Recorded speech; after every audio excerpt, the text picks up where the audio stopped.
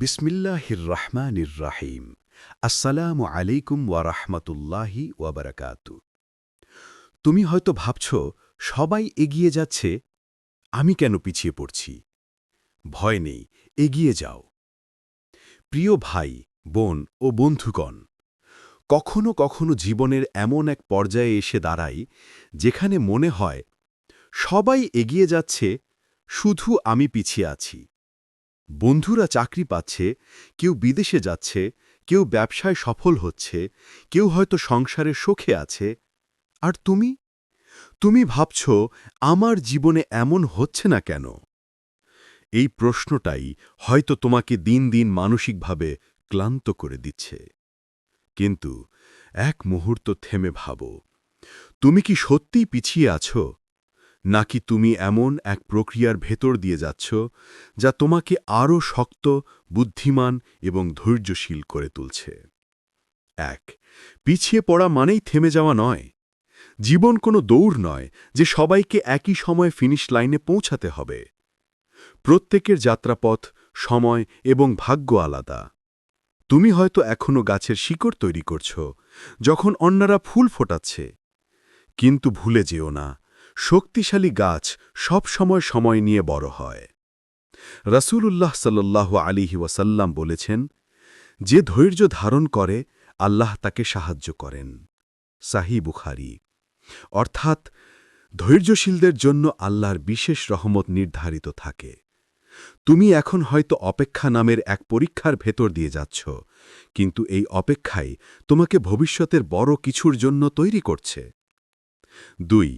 আল্লাহর সময় আলাদা, কিন্তু নিখুঁত। তুমি হয়তো ভাবছ তোমার জীবন থেমে গেছে, কিন্তু আল্লাহ কখনো কাউকে ভুলে যান না। তিনি শুধু সময় নির্ধারণ করেন ভিন্নভাবে। কোরআনে আল্লাহ বলেন, আর হতে পারে তোমরা কোনো কিছুকে অপছন্দ করছ, অথচ সেটি তোমাদের জন্য কল্যাণকর। সূরা আল বাকারার আয়াত ২১৬। তুমি যে জায়গায় দাঁড়িয়ে আছো সেটি হয়তো তোমার ব্যর্থতা নয়, বরং প্রস্তুতির জায়গা। তোমাকে প্রস্তুত না করে আল্লাহ তোমার জীবনে সফলতার ভার দেন না। যেমন বীজকে মাটির নিচে কিছুদিন অন্ধকারে থাকতে হয়, তবেই সে সূর্যের আলো দেখতে পায়। তুমিও এখন হয়তো বীজের সময় কাটাচ্ছ। ৩. অন্যদের সফলতা দেখে হতাশ হয়েও না। আমরা এমন এক যুগে বাস করি যেখানে সবাই তাদের জীবনের সেরা মুহূর্তগুলোই দেখায়।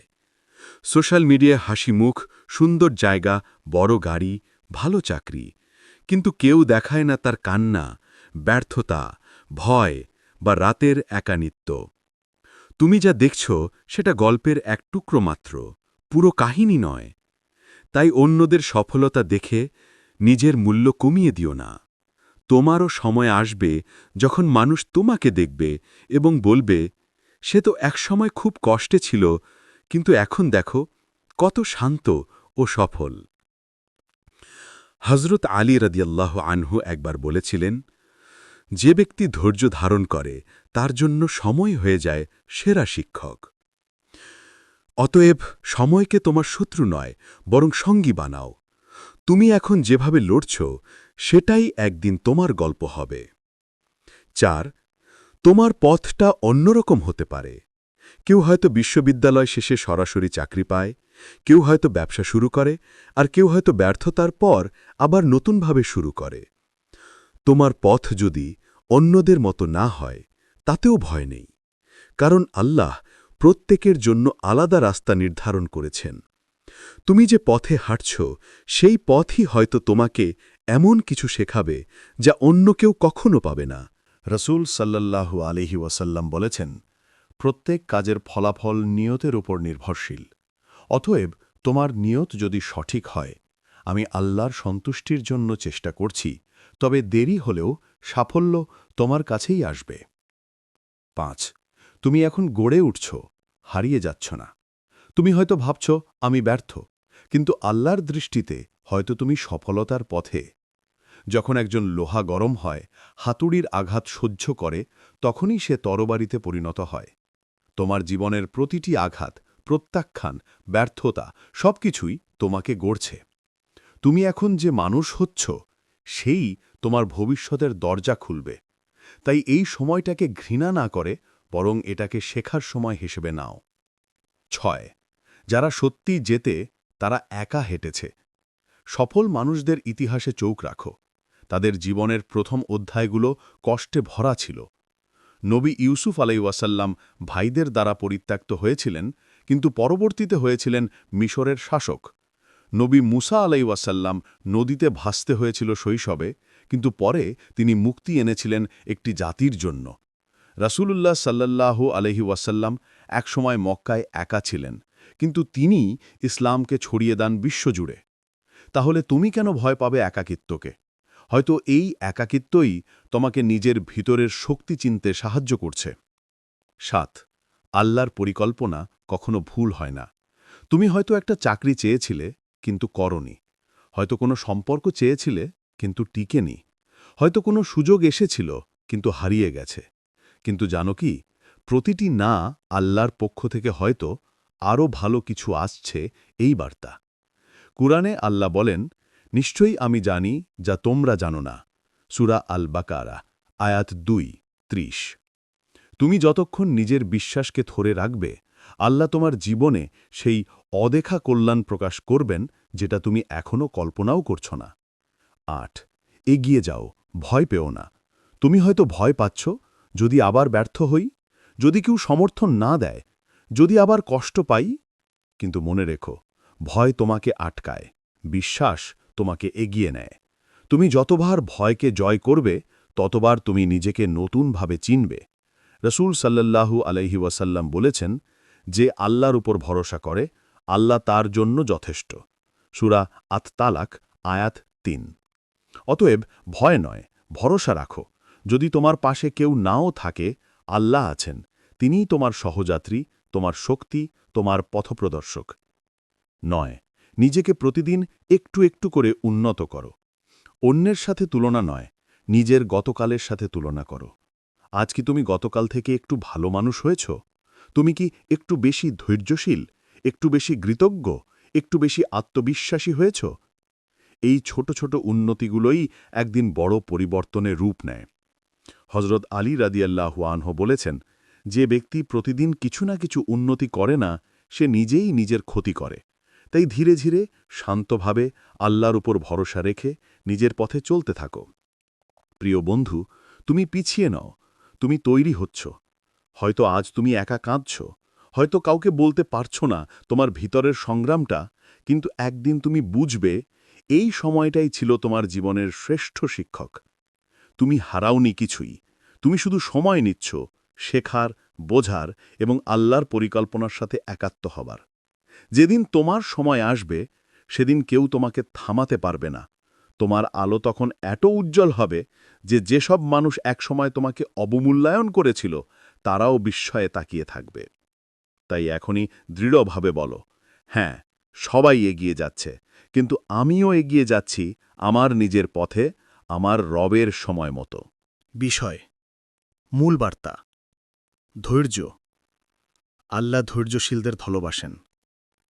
সময়, আল্লাহর সময় নিখুঁত। তুলনা, অন্যদের নয়, নিজের সাথে তুলনা করো। বিশ্বাস, ভয়ে নয়, ভরসা রাখো আল্লাহর উপর। শেখা, ব্যর্থতা আসলে প্রস্তুতির অংশ। আশা, তোমার সময় আসবেই, শুধু চলতে থাকো। অতএব ভয় নয়, বিশ্বাস রাখো, তোমার সময় আসছে। তুমি হয়তো এখনো অপেক্ষা করছ কোনো ভালো খবরের, কোনো পরিবর্তনের, কোনো আলোর, কিন্তু সময় যেন দাঁড়িয়ে আছে, সবকিছু নিস্তব্ধ। এই নীরবতা, এই অপেক্ষা অনেককে ভেঙে দেয়। কিন্তু মনে রেখো, আল্লাহ নীরব থাকেন, কিন্তু অকারণে নীরব থাকেন না। তুমি এখন যে স্থানে আছো, সেটি হয়তো পরীক্ষার জায়গা, কিন্তু এর পরেই শুরু হবে তোমার উত্থানের গল্প। তোমাকে হয়তো এখন থামিয়ে রাখা হয়েছে, যাতে তুমি আরও শক্তিশালী হয়ে উঠতে পারো।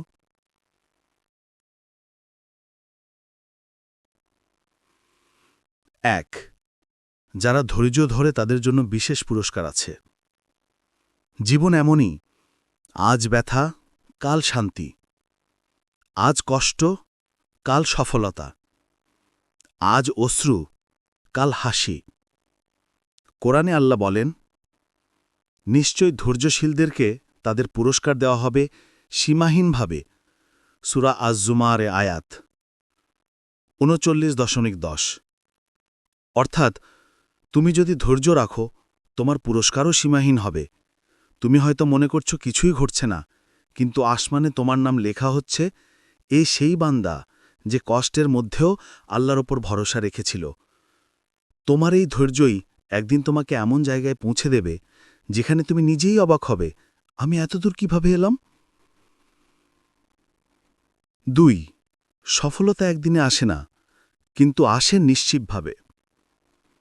তুমি কি জানো, নবী নূহ আলাইহিস সালাম মানুষকে তাওহীদের পথে ডাক দিয়েছিলেন ৯৫০ বছর ধরে, কিন্তু তবুও খুব অল্প মানুষই তার কথায় সাড়া দিয়েছিল।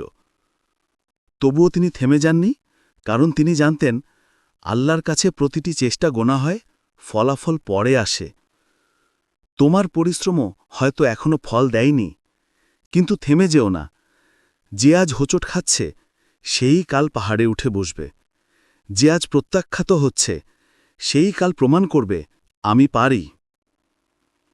তুমি হয়তো ধীরে যাচ্ছ, কিন্তু মনে রেখো, ধীরে চলা মানে থেমে যাওয়া নয়, বরং স্থিরভাবে এগিয়ে যাওয়া। ৩. আল্লাহ কখনো তোমার পরিশ্রম বৃথা যেতে দেন না। তুমি যতটা কষ্ট করো, যতটা পরিশ্রম দাও, সবই রেকর্ড হচ্ছে। কোনো অশ্রু, কোনো দোয়া, কোনো নিঃশব্দ সিজদা কিছুই হারিয়ে যায় না। কোরআনে আল্লাহ বলেন, তোমার রব কারও পরিশ্রম বৃথা যেতে দেন না। সূরা কাহাফে আয়াত। অর্থাৎ তোমার যত প্রচেষ্টা, যত ব্যর্থতা, সবই একদিন ফল দেবে। তুমি শুধু তোমার নিয়ত ঠিক রাখো, যে কাজই করো যেন আল্লাহর সন্তুষ্টির জন্য করো। তাহলেই তোমার প্রতিটি কষ্ট একদিন সফলতার সিঁড়ি হবে। ৪. ভয় যখন আসে তখন মনে রেখো, তুমি একা নও। ভয় স্বাভাবিক, কিন্তু ভয়কে যদি বিশ্বাসে রূপান্তর করতে পারো, তখনই অলৌকিক কিছু ঘটে যায়। মুসা আলাইহিস সালাম যখন সমুদ্রের সামনে দাঁড়ালেন আর পেছনে ফেরাউনের সৈন্যবাহিনী, তখন তার সঙ্গীরা চিৎকার করে বলল, আমরা তো ধরা পড়ে গেছি। কিন্তু নবী মুসা আলাইহিস সালাম দৃঢ়ভাবে বললেন, না, নিশ্চয়ই আমার রব আমার সাথে আছেন, তিনিই পথ দেখাবেন। সূরা আশ-শুআরা আয়াত ২৬.৬২। এই এক লাইন, আমার রব আমার সাথে আছেন, এটাই তোমার জীবনের সবচেয়ে বড় শক্তি। যখন ভয় আসে, হতাশা আসে, মনে লেখো, তুমি একা নও, তোমার সাথে তোমার রব আছেন। ৫. যখন বন্ধ দরজা খোলে না, তখন আল্লাহ নতুন দরজা তৈরি করেন। তুমি হয়তো অনেকবার চেষ্টা করেছ, অনেক দরজায় কড়া নেড়েছ, কিন্তু কোনো দরজাই খোলেনি। তুমি হয়তো ভাবছ, আমার জন্য কিছুই নেই, কিন্তু না, আল্লাহর বান্দার জন্য দরজা কখনো বন্ধ হয় না। তিনি শুধু পথ বদলে দেন। রাসূল সাল্লাল্লাহু আলাইহি ওয়াসাল্লাম বলেছেন, যদি তোমার জন্য কোনো কিছু নির্ধারিত থাকে, তবে সেটি তোমার কাছেই আসবে, যত দেরিই হোক। তাই হয়তো এখন যে বন্ধ দরজার সামনে তুমি দাঁড়িয়ে আছো, সেটির পিছনেই তোমার রিজিক, তোমার সুখ, তোমার সফলতা লুকিয়ে আছে। তুমি শুধু ধৈর্য ধরো এবং সামনে চেয়ে থাকো। ৬. জীবনের সবচেয়ে অন্ধকার সময়ই আসলে সূর্যোদয়ের আগে। রাতের সবচেয়ে গভীর অন্ধকার থাকে ভোর হওয়ার ঠিক আগে। তুমি এখন যে অন্ধকারে আছো, সেটিও হয়তো আলোর ঠিক পূর্ব মুহূর্ত। তুমি যদি এখন হাল ছেড়ে দাও, তবে সূর্য ওঠার আগেই পিছিয়ে যাবে। তাই এখনই সময় নিজের বিশ্বাস আঁকড়ে ধরার। রাসূল সাল্লাল্লাহু আলাইহি ওয়াসাল্লাম বলেছেন, জেনে রাখো, সাহায্য আসে ধৈর্যের পর, স্বস্তি আসে কষ্টের পর, আর সহজই আসে কষ্টের সাথে। তিরমিজি। অতএব তোমার কষ্ট মানে শেষ নয়, বরং শুরু। তুমি এখন যে কষ্ট পাচ্ছ, সেটি তোমার নতুন সূর্যোদয়ের ভূমিকা তৈরি করছে। ৭. নিজের ভেতরের শক্তিকে চিনে নাও। তুমি হয়তো নিজেকে দুর্বল ভাবছ, কিন্তু জানো কি, তোমার ভেতর এমন এক শক্তি আছে যা এখনও তুমি অনুভব করনি। তুমি যত কষ্ট পেরিয়ে এসেছ, যত দুঃখ সয়ে নিয়েছ, সবই তোমার ভেতরের শক্তিকে জাগিয়ে তুলছে। তুমি এখনই এক অসাধারণ মানুষ হয়ে উঠছ, যদিও তুমি তা দেখতে পাচ্ছ না। হযরত আলী রাদিয়াল্লাহু আনহু বলেছেন, তুমি নিজেকে তুচ্ছ মনে করো, অথচ তোমার ভেতরেই পুরো বিশ্ব ব্রহ্মাণ্ড নিহিত। অতএব নিজেকে ছোট ভেবো না। তুমি আল্লাহর সৃষ্টি, তুমি অসম্ভব সুন্দর, অদম্য এবং বিশেষ। ৮ কখনো কখনো ধীরে চলাই তোমাকে বাঁচায়। আমরা চাই সবকিছু দ্রুত হোক, সফলতা, অর্থ, সুখ, ভালোবাসা, কিন্তু দ্রুত ফল পাওয়া অনেক সময় বিপজ্জনক হয়। যেমন কাঁচা ফল যদি আগে ছিঁড়ে ফেলো, সেটি টক হয়, তেমনি জীবনের সফলতাও যদি আগে আসে তা টেকসই হয় না। তুমি যদি এখন ধীরে চলছ, বুঝে নাও আল্লাহ তোমাকে প্রস্তুত করছেন টেকসই সফলতার জন্য। তুমি এখন শেখার পর্যায়ে, তাই যতটা ধীরে যাচ্ছ ততটাই স্থায়ী হচ্ছ।